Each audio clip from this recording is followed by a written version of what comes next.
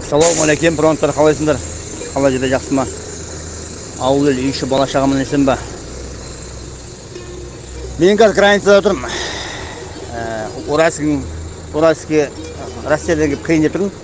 Қазақстанға қарай Москвадан келдім. Мына жерде енді Россиядан Қазақстанға өтіп жатқан орыстарда есеп жоқ, есеп. Күніне 500-600 мың адам әшейін өтіп отыр ғой Қазақстанға қарай. Бұл жердің өзінде қазір 2000 ба 3000 ба жеңіл машина тұр. Российский. Пробка деген страшный пробка бар. Енді жастармен көп жастар ғой енді. Сөйлесіп қалсаң мобилизация дейді. Соғысқа кетейін деп жатыр. Содан қашып жатыр дейді. Бүкіл Россияның. Қазақстанға қай жаққа барасың десең білмеймін дейді. Қазақстанның қай жеріне барамын білмеймін дейді.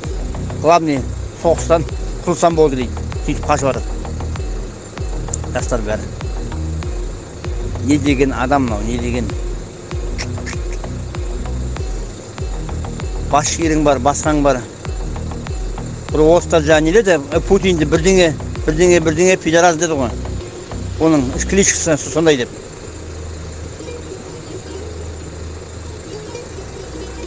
Енді мына өтіп жатқан халықта есеп жоқ. Жастар, основной жастар. Үлкендер жоқ ішінде. Жастар.